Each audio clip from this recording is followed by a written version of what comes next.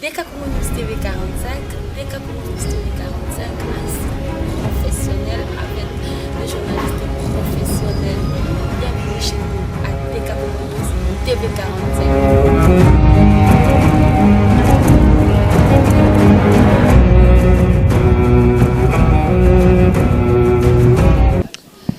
Voilà, grand merci à tous les internautes et à tous les abonnés de 2K Congo News TV45 et principalement Mobo Sedouki Kapaya et à Gervais Diendelo, à tous les internautes et à tous mes fans, à ma mère chef Laurette Aruna.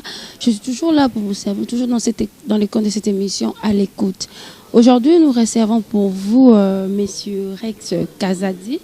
Rex Kazadi qui est combattant de la diaspora. Et puis il est secrétaire général du BPK, Patriote Ya Congo.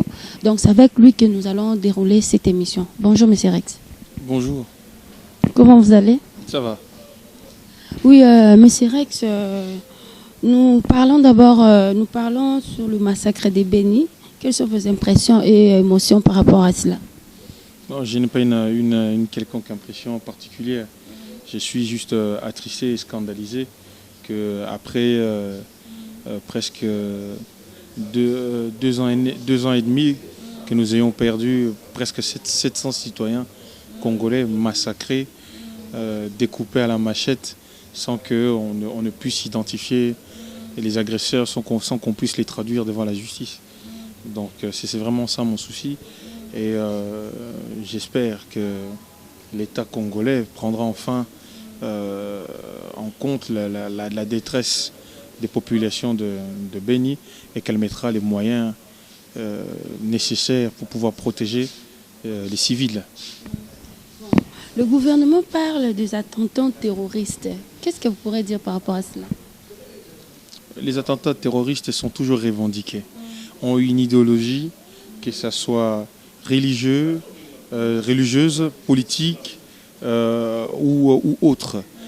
Et nous voyons bien que dans le cas de Béni, nous n'arrivons même pas à identifier, on ne sait pas qui tue.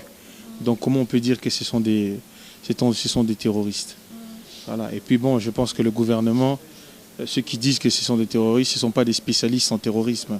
Donc ils ne sont pas habilités à définir ces actions comme étant des actions terroristes parce qu'ils n'en savent rien. Si lorsque nous interrogeons les spécialistes en terrorisme, ils nous disent en tout cas toutes les conditions ne sont pas remplies pour qu'on puisse dire que ce qui se passe à Béni, c'est du terrorisme. Voilà. Et eux, ce sont des spécialistes. Bon, ça fait un bout de temps que la province du Nord Kivu, donc à l'Est en général, il y a toujours eu des problèmes, des guerres et tout. Maintenant, qu'est-ce qu'il faut que le gouvernement fasse? Quelles sont les matières de sécurité que le gouvernement peut assurer à la population pour que tous ces genres de barbarie s'arrêtent? Le gouvernement doit mettre en place immédiatement un camp militaire permanent à Béni. Il doit y avoir au moins 1000 ou 2000 hommes en armes à l'intérieur de Béni, visibles et travaillant jour et nuit pour que les assaillants ne puissent plus oser remettre leurs pieds à Béni. C'est déjà une base et c'est très facile. C'est juste une volonté politique. Et vous croyez qu'il n'y a pas de volonté pour cela? Pourquoi ça n'a pas été fait jusqu'à présent? S'il y avait la volonté, ça aurait déjà dû être fait. Ça fait déjà 700 personnes, 2 années que ça existe. Si vous voulez l'arrêter, il l'aurait fait. Voilà. Ok, bon, il y a un procès à Béni et j'ai suivi aux infos et on dit qu'il y a une main noire. Il y a une main noire derrière cette ADF. Est-ce que vous pensez que c'est normal? Il peut aussi avoir une main noire derrière ça? Mais comme on ne sait pas c'est qui, on peut tout supposer. Si on pouvait identifier réellement l'ennemi, on ne parlerait pas de main noire. Comme on ne sait pas c'est qui, on dit c'est ADF. Après, parce que bon, ce qui me dérange sur les ADF sont des Ougandais, des rebelles ougandais. Pourquoi les rebelles ougandais tuent des Congolais? Il y a un problème. Pourquoi ils ne tuent pas des Ougandais en Ouganda? Si c'est des djihadistes, pourquoi ils ne font pas leur djihad chez eux, dans leur pays? Donc rien n'est clair, les choses ne sont pas claires et j'ai le sentiment qu'on nous cache quelque chose.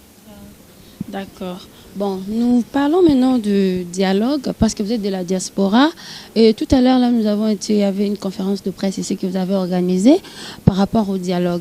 Et, vous, étant que combattant, vous êtes aussi opposant de la diaspora. Qu'est-ce que vous pourrez dire? Parce qu'on a un mot par rapport à ce que vous venez de parler maintenant.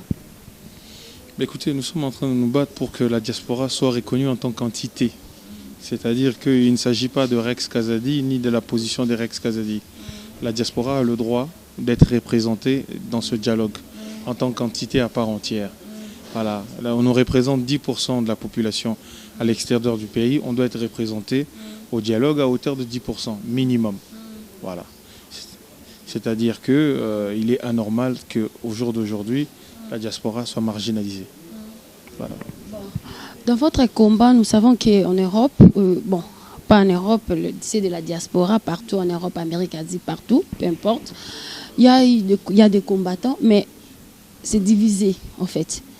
C'est divisé, nous ne savons pas pourquoi. Maintenant, vous, par rapport à votre entité que vous allez faire maintenant là, vous allez réunir tous ces opposants qui sont en Europe, des combattants, parce que je sais qu'il y a des combattants, mais ils sont divisés. Ils sont divisés, mais vous allez faire comment? Vous allez le réunir par rapport à votre entité? Pourquoi je vais les réunir? Est-ce que les politiciens ici sont réunis?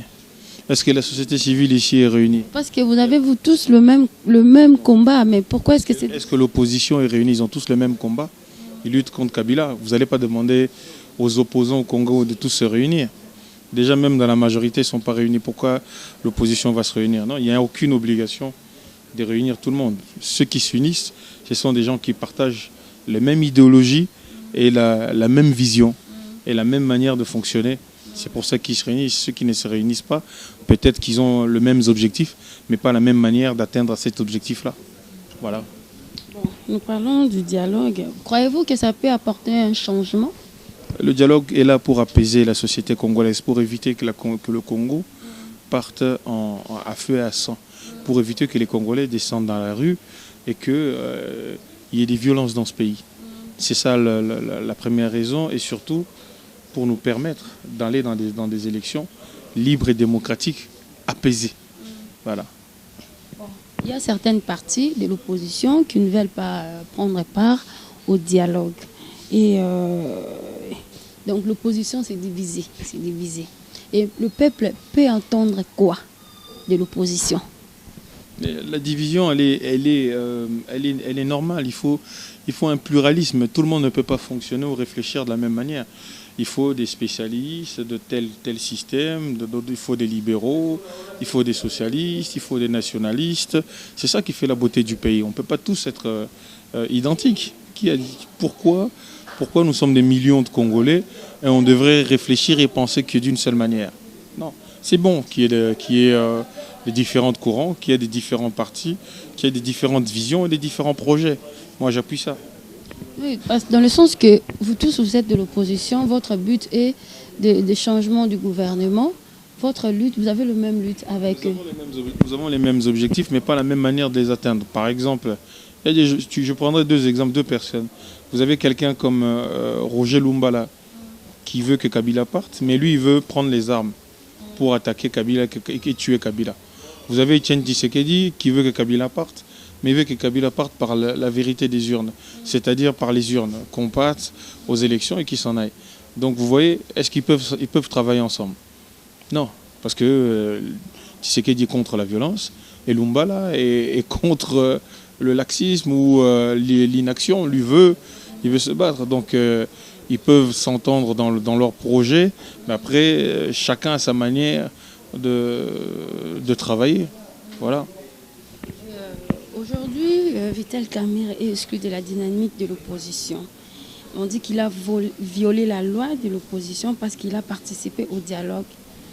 Vous êtes de même avis que ce genre-là? Je pense que ça, c'est un problème interne à la dynamique de l'opposition. Et j'ai pris l'habitude de ne pas commenter les problèmes internes des partis ou des groupes. Donc ça ne regarde que eux, c'est leur salade personnelle. Ça ne m'intéresse pas. Aujourd'hui, Etienne Tshisekedi est de retour déjà au pays. Ça fait presque un mois qu'il est déjà là. Et vous croyez que son retour au pays ici va apporter des changements ou comment? Son retour au pays a apporté déjà beaucoup de changements depuis qu'il est arrivé. Le peuple est venu le chercher comment ça s'appelle, est prêt, sans qu'aujourd'hui elle ait écouté, sans qu'aujourd'hui son leader est là pour lui. Donc il va apporter du changement. Il va apporter du changement. Il est là pour ça. Et ça rassure beaucoup la population congolaise d'avoir son leader à l'intérieur du pays. Mais il y a ces gens-là qui disent que Etienne Tshisekedi, maintenant là, il est venu, c'est lui aussi s'accaparer aussi du pouvoir. En fait, il prépare son fils, Félix Tshisekedi, pour le pouvoir aussi. Est-ce que vous croyez que c'est vrai?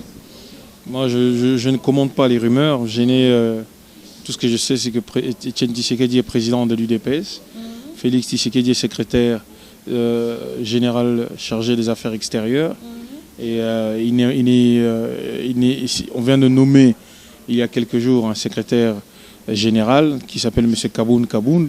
Donc si c'était l'objectif de M. Tshisekedi de faire avancer son fils, je pense qu'il aurait peut-être mis secrétaire général ou peut-être président de l'UDPS ou autre, ce qu'il n'a pas fait. Donc je ne lui prêterai pas des intentions fausses ou négatives. Croyez-vous que M. Edem Kodjo peut faciliter aussi les dialogues? Il a été choisi par l'Union africaine. Maintenant, il pose des problèmes ici. Et nous pensons que la solution doit venir de l'Union africaine. Donc nous devons mettre la pression à l'Union africaine de manière à ce que, même si M. Kodjo reste ici, mais qu'il soit encadré de plusieurs personnes pour le permettre de ne pas fonctionner seul parce qu'il a entamé la confiance du rassemblement. Donc, ok, voilà, nous achevons déjà vers la fin. Un dernier mot par rapport aux internautes, partout où on va nous suivre. Je ne sais pas, un dernier mot par rapport à... En tout cas, je vous remercie déjà de votre invitation et puis j'encourage mes frères de la diaspora à prendre part à ce qui se passe à l'intérieur du pays de manière beaucoup plus active, à descendre sur terrain et à faire de la politique de terrain. Voilà. Ok, merci beaucoup, M. Rex. Moi qui vous remercie. D'accord. Ok, là c'était M. Rex Kazadi qui est secrétaire général du BPK. Il est combattant de la diaspora et c'est avec lui que nous avons déroulé cette émission. Et je dis un grand merci à mon super caméraman Château et à mon boss Edouki Kapaya Kapato, c'est Gervais Zendelo. Quant à mon mère chef, je vous dis au revoir et on se retrouve tout prochainement avec un nouveau numéro. Au revoir.